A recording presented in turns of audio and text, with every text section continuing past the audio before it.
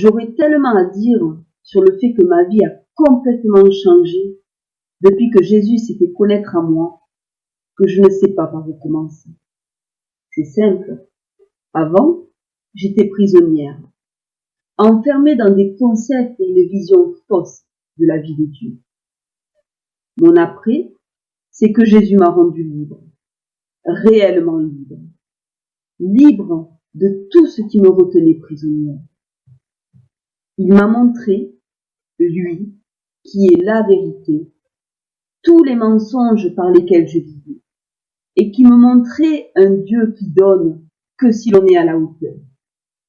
Tous ces mensonges qui me montraient un Dieu exigeant et dur. Entre les deux, il y a l'œuvre de Dieu, qui continue encore et encore, chaque jour. Avant, je croyais que c'était moi qui pouvais faire en sorte que j'aille bien, que je sois bien pour Dieu, que je fasse tout pour correspondre à ce que Dieu voulait. Il y avait juste un problème, c'est que je ne connaissais pas Dieu, ni sa justice, ni sa volonté. L'idée d'être bien selon Dieu ne venait pas de moi, mais de ce que j'avais entendu des assemblées évangéliques, comme tous ces principes de vie que j'avais entendus des hommes, mais que j'ai appris en lisant les Écritures et en voyant comment Jésus, lui, parle, agit, montre ce qui est important, que tout ce que j'ai entendu n'est pas le message de Dieu. Le message que j'ai entendu ne me parlait que de mes péchés et de ce que j'étais, de ce que je devais faire pour plaire à Dieu. Et c'est pour cela que durant des années, je me suis forcée à faire tout ce qu'il fallait pour plaire à Dieu, pour être bien selon Dieu, car j'avais entendu dans ces messages que plus j'étais proche de la perfection, plus cela aurait un impact sur une meilleure place auprès de Dieu après ma mort. C'est fou, et cela montre bien que j'étais loin de la vérité, puisque cela s'est passé du temps de Jésus, lorsqu'il était avec ses disciples. Luc 22, versets 24 à 26. Il s'éleva aussi parmi les apôtres une contestation. Lequel d'entre eux devait être estimé le plus grand? Jésus leur dit, les rois des nations les maîtrisent, et ceux qui les dominent sont appelés bienfaiteurs. Qu'il n'en soit pas de même pour vous, mais que le plus grand parmi vous soit comme le plus petit, et celui qui gouverne comme celui qui sait. Les Écritures montrent bien que l'idée d'être le meilleur, le plus fort, ne vient pas de Dieu, mais des hommes. Dans plusieurs passages, Dieu ne choisit pas les hommes les plus forts, les meilleurs, mais au contraire, les plus petits, les plus faibles, ceux qui ne placent pas leur espoir en eux, mais ceux qui croient en un plus grand qu'eux, ceux qui placent leur foi en un autre, en Christ, en celui par qui tout est possible. Et cela n'est qu'un exemple parmi tant d'autres idées erronées que j'avais pour être bien selon Dieu. On m'a appris que si cela n'allait pas, je devais prier, que je devais aussi prier pour remercier Dieu, que je devais aussi prier pour avoir la bénédiction de Dieu, etc. Je n'avais rien contre le fait de prier, même si je ne comprenais pas ce qu'était la prière. Mais c'était l'obligation de prier qui me bloquait, et qui faisait que cela me provoquait une angoisse terrible, dans le fait que si je n'avais rien à prier, alors je n'étais pas normale aux yeux de Dieu et des autres. Dans l'obligation de prier, il n'y a rien de naturel. Le naturel, c'est ce que Dieu a mis dans l'homme, et qui fait que l'homme agit naturellement, avec les principes que Dieu a mis en lui. C'est la vie. La vie ne se cherche pas. Ça aussi, Cela fait partie des mensonges qui étaient en moi. Je cherchais à vivre la vie de Dieu. Jusqu'au jour où la vie, Jésus, s'est présenté à moi. Et là, tout a changé. Je n'ai plus cherché à vivre, mais je vivais ce qui était déjà en moi et qui vient de Dieu. Quand j'étais jeune, je vivais naturellement. Je vivais simplement. Puis est venu le message des assemblées évangéliques. Un message tourné vers l'homme, qui dit que l'homme est un pécheur et qu'il doit faire tout son possible, tout ce qu'il faut pour accéder à une vie sainte et parfaite. Que l'homme doit faire tout ce qu'il faut pour plaire à Dieu. Vers l'âge de 10 ans environ, j'ai entendu un autre message qui me parlait d'un père qui avait créé une famille. Un message qui ne m'accusait pas, mais qui me montrait le cœur d'un père. Comment lui voyait toutes choses. Ce message prenait son commencement en Dieu, avant même la fondation des choses visibles. Ce message disait que tout venait de Dieu. J'ai grandi avec ces deux messages, ne comprenant pas à quel point le premier était entré en moi, sans que je ne le veuille.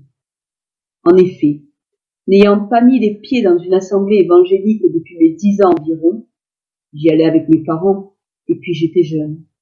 Je ne comprenais pas comment je pouvais être si mal avec une bonne nouvelle, puisque le mot évangile veut dire bonne nouvelle, l'évangile de Dieu. Puis, un jour, je suis partie de chez mes parents, avec dans l'idée de vivre cette vie que je voyais chez d'autres, une vie sans Dieu, pour voir ce que c'était. Je ne m'étalerai pas là-dessus. Tout ce que je peux dire, c'est qu'aujourd'hui je suis contente d'avoir vécu ce que j'ai vécu, car je sais ce qu'est la vie sans Dieu, et ça m'a vaccinée. Cette vie ne me plaisait pas. Je n'y étais pas à ma place. Je n'ai trouvé que dans cette vie que des mauvais principes de vie, le mensonge, l'hypocrisie, la médisance, etc. Jusque-là, j'avais entendu 2 messages, mais je ne connaissais pas Dieu personnellement. Je ne le cherchais pas. Mais j'avais entendu la vérité. Je savais qui était Dieu, ce qu'il a fait, et que tout vient de lui, du Créateur de toutes choses. Et cette vie de vérité me plaisait. Puis un jour, où je vivais de plus en plus mal, Jésus est venu vers moi. Ce n'était pas la première fois. Mais jusque-là, j'écoutais plus ma raison que ma foi. Et ce jour-là, je ne saurais pas dire ce qui a changé, mais je l'ai écouté lui. Je l'ai suivi lui, Jésus. À partir de là, a commencé une vie de délivrance. Une vie où à chaque fois qu'avec d'autres frères et sœurs qui cherchaient aussi grâce et vérité, nous lisions dans les Écritures ce que Jésus a fait, comment il agit envers tous, les principes et la vie de Dieu se présentaient alors, et ce qui était en moi de faux disparaissait.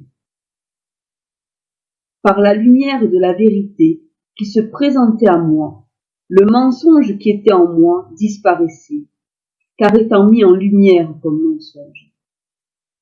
En effet, quand la lumière vient sur de l'ombre, alors l'ombre disparaît pour ne laisser à la place que la lumière.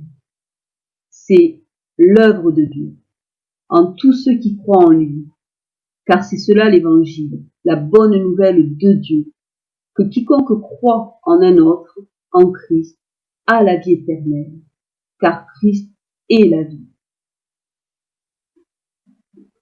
Durant toutes ces années, j'ai été délivré de tout ce qui était entré en moi et qui ne venait pas de Dieu. Durant toutes ces années, j'ai été délivré d'un faux message, un message basé sur l'homme et non sur Dieu. Avant, je partais sans cesse de moi, ce qui me rendait malade, car je ne voyais que mon péché, qui était là, devant moi. Je vivais selon mes péchés. Si j'avais trop de péchés, alors je ne pouvais pas aller vers Dieu. Si j'en avais pas trop, je pouvais aller vers lui. En fait, cela ne dépendait que de moi. Jusqu'au jour où il m'a été montré que c'était encore un mensonge, que mes péchés n'étaient plus sur moi puisque Jésus les a pris. Jean 1, 29. Le lendemain, il vit Jésus venant à lui, et il dit, « Voici l'agneau de Dieu qui ôte le péché du monde. » J'ai alors compris ce jour-là que Jésus a ôté le péché, et lorsque le péché est ôté, alors il n'y est plus. Avant, j'étais sans cesse accusé. Chaque fois que l'on me parlait, je partais de moi, et je me sentais accusé, même lorsque l'on ne voulait que mon bien, en me disant simplement la vérité. Aujourd'hui, n'étant plus sous un message d'accusation, mais ayant été délivré de l'obligation de faire, je ne suis plus accusé. Je peux enfin entendre toutes choses de façon neutre. Aujourd'hui, j'ai été délivré de tout ce qui n'est pas de Dieu, pour pouvoir vivre naturellement. Naturellement, puisque Jésus ne force en rien, mais il attire. Avant, c'était moi qui faisais tout pour être à la hauteur. Mais il m'a été montré que tout est de lui, par lui et pour lui. Tout. Il a tout fait parfaitement, par amour envers les hommes. 1 Colossiens 1, verset 12. Rendez grâce au Père, qui vous a rendu capable d'avoir part à l'héritage des saints dans la lumière, qui nous a délivrés de la puissance des ténèbres et nous a transportés dans le royaume du Fils de son amour, en qui nous avons la rédemption, la rémission des péchés. Il est l'image du Dieu invisible, le premier-né de toute la création, car en lui ont été créées toutes les choses qui sont dans les cieux et sur la terre, les visibles et les invisibles. Trône, dignité, domination, autorité, tout a été créé par lui et pour lui. Il est avant toute chose, et toute chose subsiste en lui. La volonté de Dieu, c'est que tous les hommes le connaissent réellement, que tous les hommes vivent pour lui, par lui et de lui. Jean 17, verset 3. Or, la vie éternelle, c'est qu'ils te connaissent toi, le seul vrai Dieu, et celui que tu as envoyé, Jésus-Christ. La justice de Dieu, c'est d'avoir payé pour tous les hommes, afin que ceux-ci n'aient pas à faire une chose impossible, c'est-à-dire de payer pour le péché. La justice de Dieu, c'est d'avoir ôté le péché, ce qui est venu après, car Dieu a créé l'homme sans le péché, et qui, une fois ôté, permet que la volonté de Dieu se fasse. La justice de Dieu, c'est de pouvoir, en Jésus-Christ, revenir avant le péché, et de partir du commencement, c'est-à-dire de Dieu, là où tout était naturel.